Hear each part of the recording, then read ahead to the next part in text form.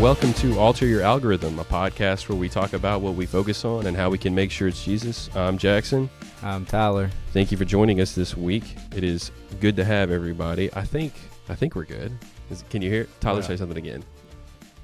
Testing. It's on. Okay. It's on. Do we need to restart? Well, I thought you muted me. You told me you muted Nope, me, and then I changed it.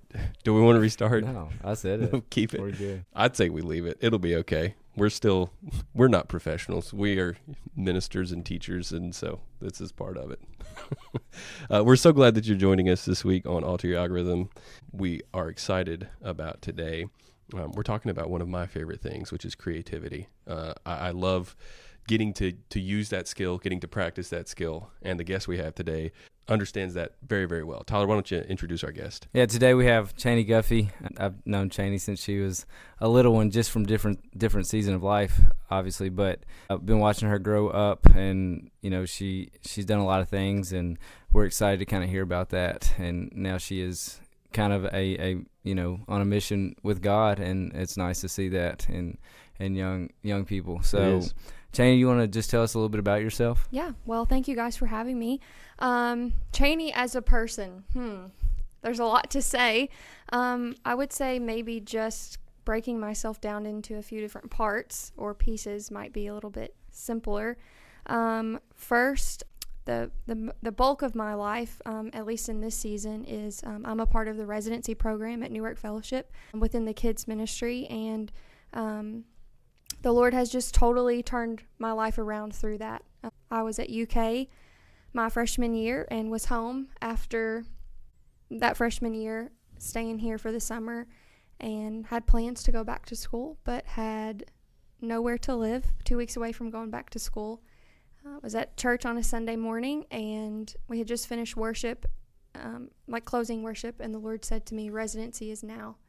And so in 3 days, I turned my life completely around. I was unenrolled from UK, re-enrolled at Asbury University in their online program, and was a part of the kids ministry Residency. Wow. And when people ask how has Residency been, my answer is it's been nothing but fruitful. And so I'm sure we'll talk more about that in a little bit, but a big part of me in this season of life is that I am a kids ministry resident, and again, it has been nothing but fruitful. Another part of Chaney is that I'm co-owner of Your Party People here in Hopkinsville. Me and Bailey Kington are co-owners and do all sorts of party planning, event decor, you name it. Anything that has to do with an event from the ground up we can do, we have done. And it's, again, a creative outlet for us that we get to be a part of birthday parties and corporate events and anything that's just, it's a very special business and unique business to be a part of that I'm blessed that the Lord has given us. I'm also the oldest daughter of, I have 3 siblings, and so that's a special part that is unique to me, and there's a lot to me, but No, you said the oldest of 3 siblings? I have 3 siblings, You yes. have 3 siblings, Yeah. Okay, gotcha. There's 4 total, so. No, that's awesome. We've loved, of course, Bailey grew up coming to Southside, Yeah. and so when Your Party People started, we tapped into her to help with balloon arches and stuff for VBS, and so it's been awesome to have those skills present in our community, and we're grateful for that. So today we're going to be talking a little bit about entrepreneurship. You've already mentioned kids ministry, missions, and living with intentionality, which is something that sometimes requires a hard decision, like deciding not to go back to UK, but start a different path. And the driving scripture for today is going to be 1 Peter 4:10, and it says, "Each of you should use whatever gift you have received to serve others." And I look at the 2 other people sitting across the table from me, and that's what I see. I see Tyler, who has a passion to help kids, whether it's through coaching or being a principal at school, and he does that. He uses his skills to serve others. And Chaney, I see that in you, and maybe that's something you're just now discovering or putting into practice, but it's awesome to see, especially in this community. Yeah, I don't think you could look at Chaney and be like, oh, there's a boring person. There's a lot there to unpeel. So hopefully we can do that today. For sure. And we're excited about that conversation. So how did you first discover your passion for entrepreneurship? My parents said from the very beginning that I was looking for ways to make money. I don't necessarily remember all of that, but I was interested in, having a lemonade stand and doing chores around the house to earn money. And so I think that's just something that the Lord has weaved into me and built into me when he created me, that I love being busy. I love serving. I really enjoy working and just having my hands in something. And so being able to use that drive and that passion to work and to use my body and the gifts that God has given me and do that and be able to make money, I think is even cool too. Not that I'm necessarily in it for the money. Mm-hmm. I wouldn't say that. I'm not in it to make a living off of, but it's more than anything, I think entrepreneurship for me is using the skills that the Lord has given me, using what he has gifted me with to serve others. And I think, we just mentioned that in 1 Peter 4:10, like the gifts that God has given you, he's given you them for a reason, and all of us have different gifts. And so for us to shy away from tapping into those gifts and not pouring them out for other people limits what God can do. Absolutely. So tell us, you started making money with your party people, which is an awesome thing to do. How did that start? How did your party people start? So when was this? Maybe the summer of my junior year, I believe, senior year. I attended the Governor's School for Entrepreneurs at Northern Kentucky University, and I was there for 3 weeks and really got to dive into what entrepreneurship from a business, as a job, from a business standpoint, building a business or solving a problem from the ground up really looks like, and loved every minute of it. But while I was there, I really feel like the Lord just kind of sent to me an ordained moment where your party people came to life. We had a break time, and I was scrolling on TikTok, and I saw a video of a tent sleepover party, like glamping party that someone had set up, and Bailey came to mind instantly. And we went to school together, but we were in elementary school, but we were now at separate schools, and had mutual friends at this point, but didn't really see each other very often. And so I was kind of confused as why do I feel like this is something that I need to do with Bailey. And we were in leadership together in an organization that we were a part of. And I think that being in leadership together, working alongside each other, and again, just having that ordained moment from the Lord where it was like, do you want to do this? And she's like, yeah, let's do it. And so it started out as, having and being able to rent out these tents and set up tent parties for different individuals. And it just blossomed into something so much more. And I think a big part of that is because we were obedient. And whether we saw it as a God moment or not from the beginning, because we were obedient and followed that tug on our heart, that it turned into something so much more. Yeah, starting something new can be scary. For sure. Not knowing if this is going to work, is this just a fad, it's just a phase, but it doesn't seem like that. But so that's just awesome. Well, it's awesome. This is juniors and seniors in high school. Yeah. And it's successful, Right. But part of it is because of you slowly grew into it. You didn't bite off more than you could chew, but you were willing to take those steps. And I think you guys have expanded, and it comes back to that creativity side and things of that nature. But it's kind of cool.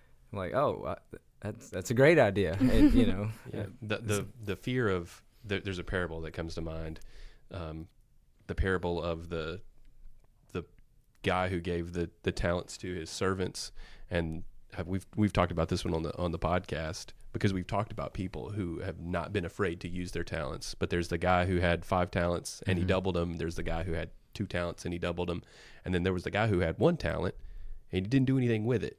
And when the master came back, he was mad at the one that didn't do anything. So regardless if you've got 5 talents, if you've got 2 talents, if you've got 1 talent, don't be afraid to use it. Right. Go ahead and give it a shot. The worst that can happen is it doesn't work out and you get another talent. Yeah, right. And I feel like it's one of those things where if somebody came to you and like, hey, we have this idea, you're like, hey, we can make it happen. Right. That's kind of what I've seen, and it's kind of neat. So how has running a business shaped your perspective on ministry and serving others? Ooh, that's a good question. I think just being able to work with so many different people, being able to bring so many different ideas to life and reasons for celebrating to life has allowed me to see just the depth of people in who they are, not only for what they're celebrating, but who they are as a person. And taking that into ministry and serving other people has been so helpful in just knowing, like, the way that I'm doing things doesn't have to be the only way. The way people live life and do things, and, you know, the way that I can pour into people and serve people looks different for everybody.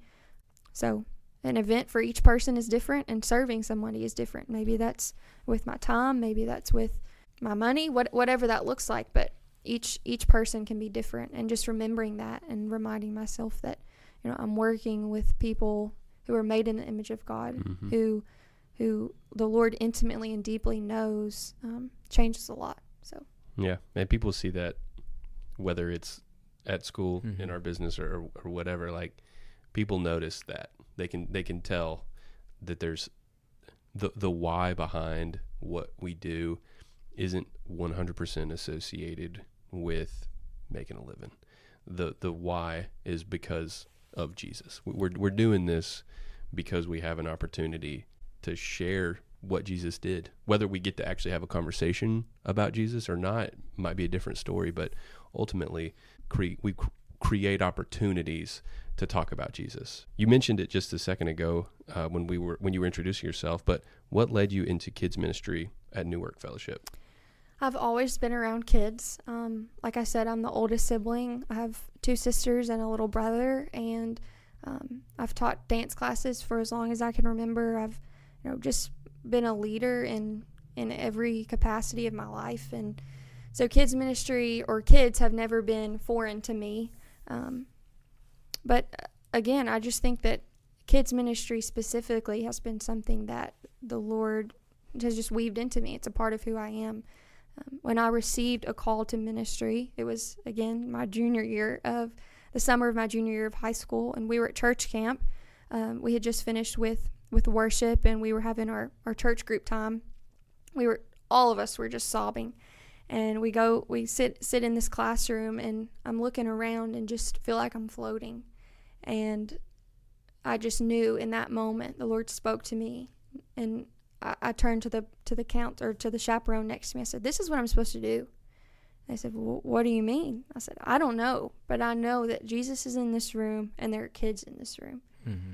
And ever since then, I didn't know what that looked like, but I knew that there was a calling on my life, and that it was important. And so ever since then, I've, you know, just started with even serving in the kids ministry, and been a part of it in that way. And it's just grown into now working with kids every day and pouring into them and getting to tell them about the most important thing they'll ever know. Absolutely. I think it's pretty awesome what New Work does. I'm friends with Evan, and I talked to him a little bit about internships and stuff like that, and like what the residency program is at New Work Fellowship.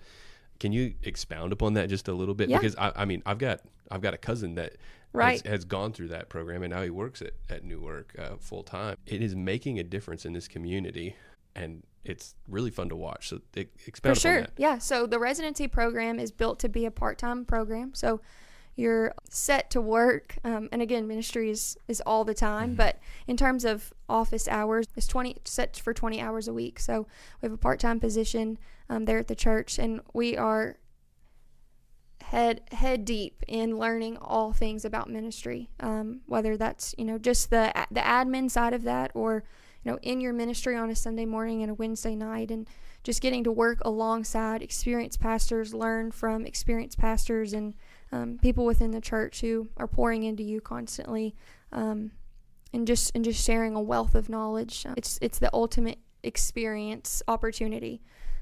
You know, we can go to college and take classes all day long, and we are doing that. We are, you know, in college and learning still, but to have that experience portion is totally invaluable. And so for me, like I've mentioned, I'm in the kids ministry section of that, so I work with kids day in and day out, from, you know, a normal Sunday service, Wednesday service, to planning events, to fellowships, to being in the schools, to you name it. So that's awesome. It's like student, from what I can tell, it's like student teaching. Yes. And with the potential to immediately get into ministry, whether that is at New Work or another church. Exactly. It's really neat. So you've been on several mission trips. Can you share an experience that was life-changing for you? For sure. So I've been to Peru 2 summers in a row now. Last Last summer was my first mission trip. In terms of internationally, there's, mission work here, obviously, but everywhere. But I went to Peru for the first time last year, and this was the same timeline of me. I wasn't in the residency program yet. I hadn't, heard residency is now from the Lord, but he was definitely working on my heart.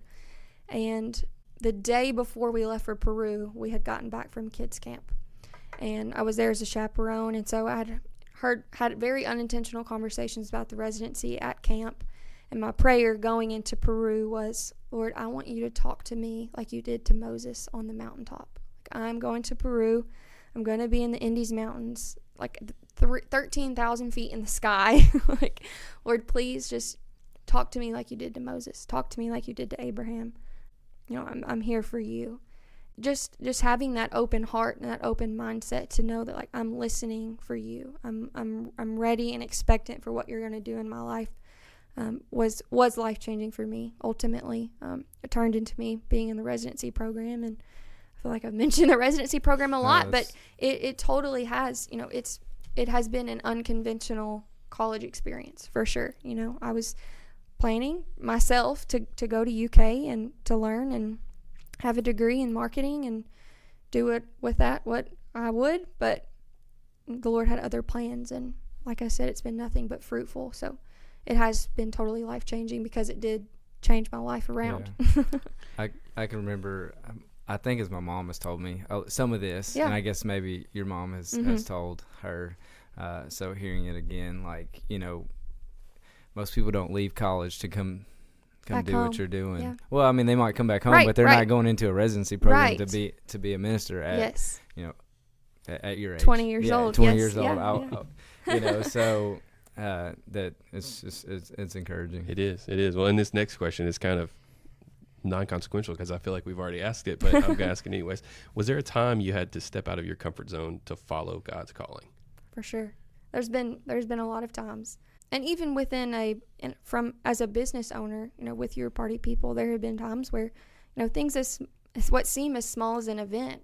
Just recently, I got a call that was an emergency call, like, hey, our person fell through. Can you help? And it looked like so much work, but it ended up being so fruitful to be able to, call my friends around, like, hey, I need your help. And being able to make somebody's day better and help somebody to ultimately bring their event to life. Something as small as that was a blessing to me. But even just from a ministry perspective, every day there are situations where and times that I've had to step out of my comfort zone, whether that's teaching something that the Lord is convicting me of that week, or just leading an event or whatever that looks like. But the Lord uses that. He's not looking for perfection. He's just looking for progress.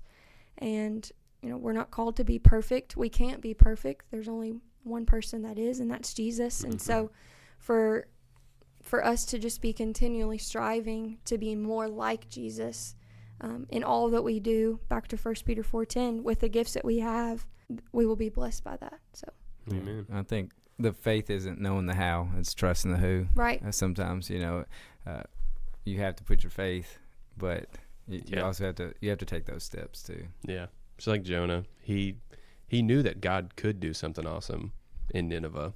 He was kind of afraid to go there, yet when he went, what happened? Something amazing.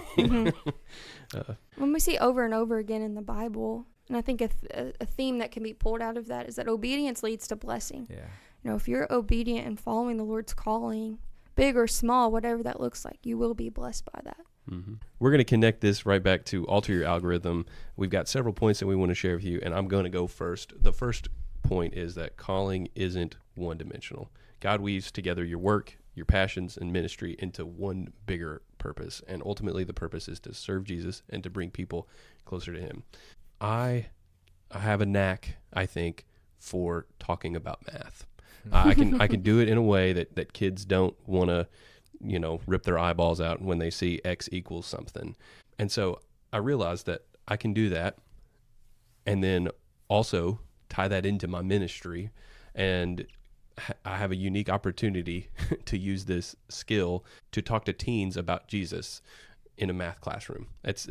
I think that's pretty awesome. And seeing how God has woven that into my life and allowed me to do those kinds of things has shown me that even in the mundane, even in the things that sometimes we don't see as opportunities to be called, he is going to definitely use those moments to call us to do something awesome and to fulfill his purpose, to fulfill our purpose as well. Yeah, I think you've brought up math maybe 10 times. I love it. I'm telling you. Well, I do not, so I'll leave that to you. Listen. That's your gift. Use yours. We just started. I had a kid. He said, Mr. Wells, this doesn't make any sense. And I knew this kid. He really liked farming. And I was like, didn't use Smash Brothers? No, I'll that's for another kid. I said, let me put it in terms that you understand. And instead of the variable X, I said acres. And he was like, wait a second, that makes perfect sense now. And so, well, and that's the plan for the pathways, right, at the big school. Really? Yeah. Acres instead of X. Well, their math will be for them. Really? Like, I love that's that. awesome. I the love agriculture so pathway will be for them, or if it's in the nursing program, it'll be relative to their interest. That's awesome. The idea. I think that's awesome. The second one here is don't put God in a box. There's no ceiling for God. There's no restrictions. There's no parameters. He can do all things. So don't put him in a box. Whether that's in your business, and Jackson just talked about intertwining. Our passion can be intertwined, but God can use your business. He can use your creativity. He can use your platform. Everyone has a different platform. Just don't put God in a box. Yeah, you said it. He can do all things. We sometimes convince ourselves. We make plans that are so small, and God is saying, Get out of the box. Right. Like, come with me. Like, we're trying to go to Peru and do something. Yeah. You're hiding in a box. Come on, let's go. Let's go do some earth-changing things. He wants us to be like Jesus. And so Jesus did awesome things that we can do too, because we serve the same God. Right. Yeah. We talked about comfort zones, and we have to get out of those. Yeah. And that's the box. Get out of that box. Get out of your comfort zone. Absolutely. The third point is that creativity opens doors. A business or kids ministry idea can become a bridge to faith and relationship. All right, so another one of my nerdy passions, I guess, would be 3D printing. And it has allowed me to create things that motivate the kids in my math classes to do well.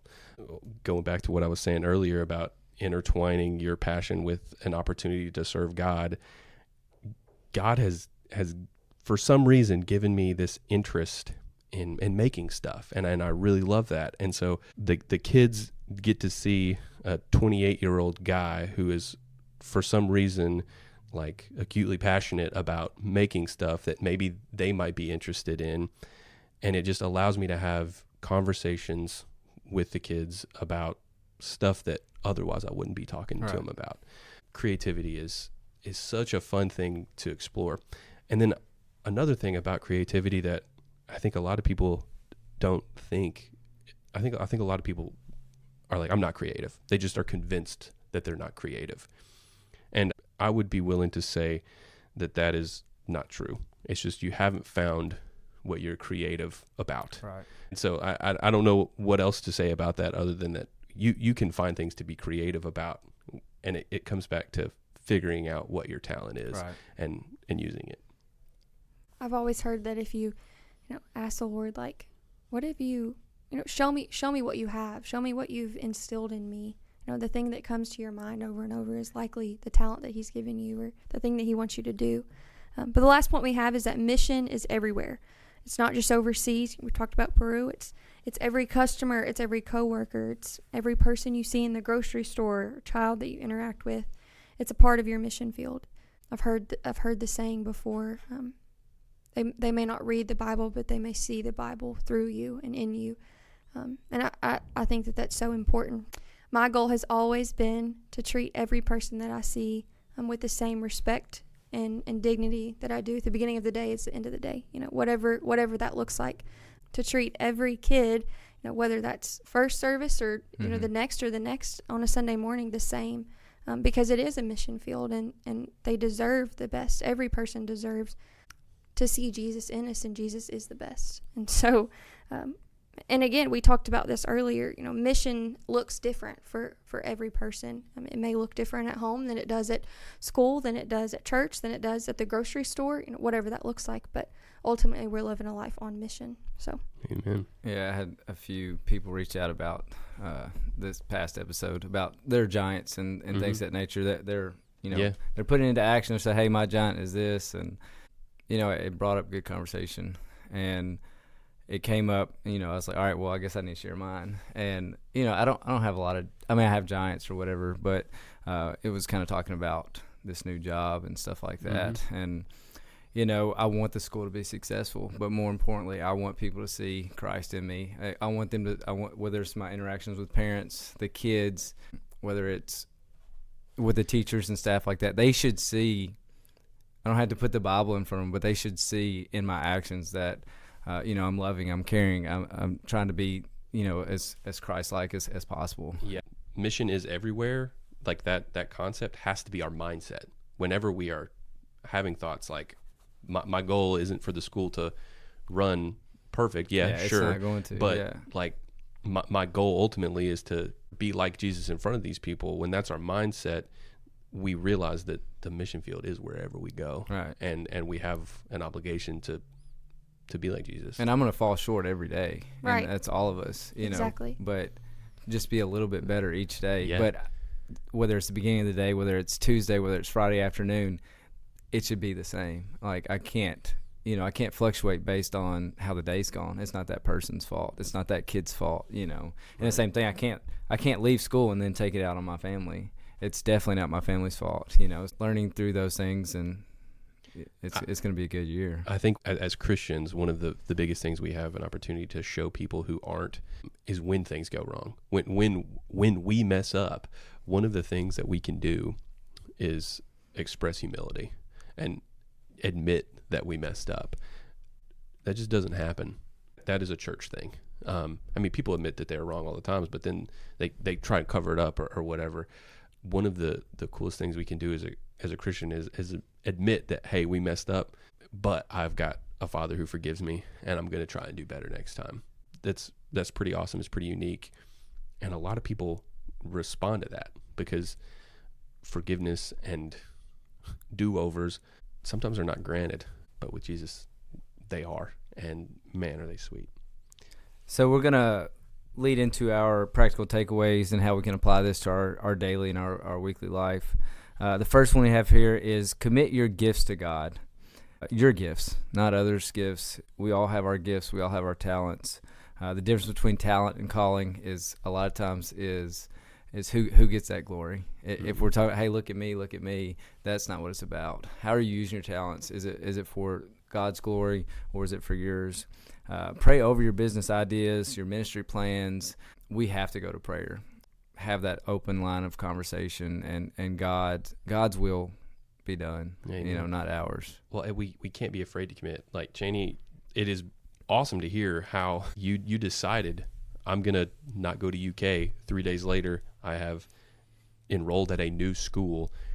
Like the commitment was like hard and fast and all in. We can't be afraid to commit. Once we do commit, like just go ahead and go all in on that decision. If you're being obedient and you're following what God is asking for you to do, what bad's going to come out of it? Well, and I've had to remember so many times, like, the Lord, you've given me this idea, like, or this plan, this, revelation, whatever it is. Like, why would you not provide? Mm-hmm. You've laid this out for me. This is a big deal. Like, if you've got this big idea, why would I think that you don't have the small things in it? And so just remembering the Lord's provision and knowing that he knows and has worked out every detail brings me peace and has given me the comfort in knowing that I could make big decisions like that because it's already taken care of. So the next point is see people, not just tasks. Every person, we talked about this just a second ago, but every person that we encounter is a ministry opportunity. And again, that may look different for every person that we encounter, but again, being the hands and feet of Jesus, representing and showing the fruits of the Spirit in our lives and interactions is so important. And we may not have the opportunity to have a conversation with somebody, but if they see just how steady we are in the joy of the Lord, or how patient we are, and the self-control that we have, how gentle, seeing the fruits of the Spirit in us, that may open up the door for a conversation of like, why are you so joyful all the time? Well, it's because I have Jesus. Do you know Jesus? And just being able to live it out is so important. Well, you mentioned that everyone's created in the image of God, and even that person who cuts you off in traffic. Yes. It's tough sometimes, but if you try to remember all those interactions and those encounters, it's a chance to share your ministry. Yeah, well, and seeing people, not just tasks, sometimes that's difficult because we have this long list of things that we've got to get done, or it's not going to be right. Don't be afraid to slow down and look at the person who's in front of you at the grocery store. Why are they there? Right. Take the time and opportunity to talk to them. Exactly. The next point is stay mission focused. Let your why drive your work and not just your to-do list. I had a moment, it's probably a few months ago, where I was so just overwhelmed with my to-do list and the things that I needed to do that I don't feel like I was prepared to teach like that next day. And I had a moment where the Lord just kind of hit me like, this to-do list can wait. Like, you're not in this for the to-do list. You're not in it to check off a box. Like, you're in it to share the gospel. And that really hit me, just, to know why I'm here, to know why we're doing what I'm doing, whether that's in a church setting, in a business setting. My mom has always said, decide who you want to be and act accordingly. And that has always stuck with me. I have to remember who I am and whose I am. And if I do those two things, then that will keep me very centered and take me far. So love that, who I am and whose I am. I love that. That is good. A lot of times our to-do lists are self-imposed and not according to what God was originally planning for us. So we've got to be careful what we're putting on that list, and being mindful of who we are and whose we are helps make those decisions a lot easier. The next practical takeaway and application that we want to share with you guys is lead with joy. Your energy and creativity can point others towards Christ. I've seen that true in my ministry. I've seen it true in guys that I've worked with in the past. Daniel McCarley is one of the most joyous ministers I know. Getting to work with him at camp and at retreats and celebration and all these events that we get to go to is awesome, because it's infectious. It makes me want to be like him. It makes me want to gravitate towards him and get ideas from him. That way I can share them with our church. That way I can spread the joy. The VBS song that comes to mind is, I've got the joy down in my heart. Like, where does it come from? It's down in my heart. And why is it there? Because Jesus put it there. Yeah. And don't be afraid to share that with everybody. Again, we live in a world where there seems to be a lot going wrong, but we can have joy because we have Jesus. Don't not share that. Like, that's one of the best things that we get to share. Go ahead and give it to the people because that's, whether they want it or not, it's what they need. So lead with joy. Yeah, I think one of the places that you can do that is the workplace. We got to be there anyways. You know, you just as well share a little joy while you're doing it. You can still work hard and have a little joy, or at least enjoy what you do. Sometimes it's hard. Like I can imagine, Tyler, there are days when it's hard to be joyful. There's things that go wrong, and it's hard to want to put the smile on your face. We could get into the conversation about the difference between happiness and joy, but ultimately we have to remember, like, at the end of this day, I'm going to get to have a moment of prayer with Jesus, and there's joy in that. There's peace in that. Well, and it's important work, but how I interact with people is what's more important. Yeah. My job is important, but it doesn't dictate whether I go to heaven. You know what I'm saying? So I still have to have the bigger picture. So I can lose that, by how I become, but I can't let it take away from the ultimate goal. I think joy is one of the most prominent things as a church that we should have. If we're going to be mission focused, if we're going to be evangelizing to a community or the world, joy is what we need to have. Was it Paul and Silas in prison? They were literally chained up. What were they doing? They were singing hymns of praise in that circumstance. Like, we can have joy no matter what. And whenever people were looking at them, they're like, what is with these Christians? Why are they acting like that? Well, it's because they had joy. And ultimately, it's what got them through those trials. Yeah. The last point we have here is make space for God's surprises. Some of the best ministry moments come from interruptions. And if we don't take time to have those interactions with people, we're missing out on great opportunities. So make room for those surprises. All right, Chaney, we want to ask you a question. What's one thing you want to make sure shows up on your spiritual algorithm every single day? That's a good question. I think really just maybe how I can apply spiritual disciplines, or what that looks like. On Wednesday nights within our kids ministry, for literally years now, we've been going through the different spiritual disciplines, and we've gone through like maybe 15, and just how can we apply those? Like, let's look at this Bible story and see what their response is, what that spiritual discipline is, and how can we challenge ourselves to apply that. And I think that that's been transformative, not only for kids, but for me, and just knowing that, it doesn't just have to be my attitude or my mindset, but it can also be my actions and the disciplines that I have in place. And so whether that's, practical ways to be in solitude, or, deepening my prayer, or, whatever that looks like, fellowship with people, making sure that I'm in fellowship and community with other believers, just practical ways to do those things is really helpful, so that my faith and my journey with the Lord doesn't get dry. So as we reflect here, what gift, talent, or idea have you been holding back from giving to God?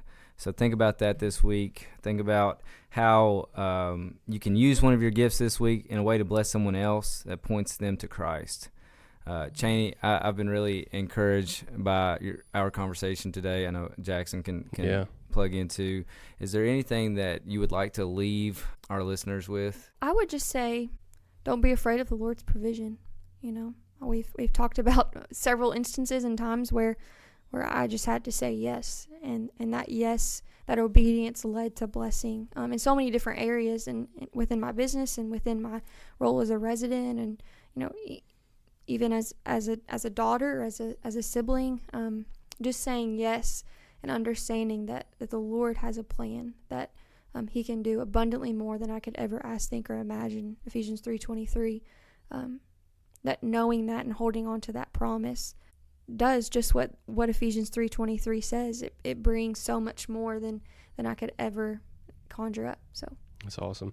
I really appreciate you being on this episode. I hope it's encouraging for all of our listeners having this conversation with Chaney, somebody who's young but is willing to do the Lord's work. It makes me excited for the future of the church, and the influence that she has on a lot of people is awesome. I'm going to close with the prayer, and then the episode will be yours. God, we thank you so much for today. We're so thankful for your word, your wisdom, your provision, your guidance. Father, help us to lead with joy, to focus on what you want us to do for your will. Help us to commit fully and not be afraid of missing out on something, because, God, we know that we can be blessed in whatever it is you're calling us to do. Father, help us to think about the future of the church and what we can do to serve. We're thankful for Jesus, his example, his seemingly reckless abandon to serve you. Help us to have that servant attitude. It's in Jesus' name we pray. Amen. Amen. Thanks for tuning in to another episode of Alter Your Algorithm. We hope you found inspiration for your journey today. If you have questions, thoughts, or want to connect, reach out to us at alterpod@gmail.com, or you can search for us on Facebook at Alter Your Algorithm. Remember, alter is spelled ALTAR. Until next time, stay focused, stay faithful, and keep altering your algorithm.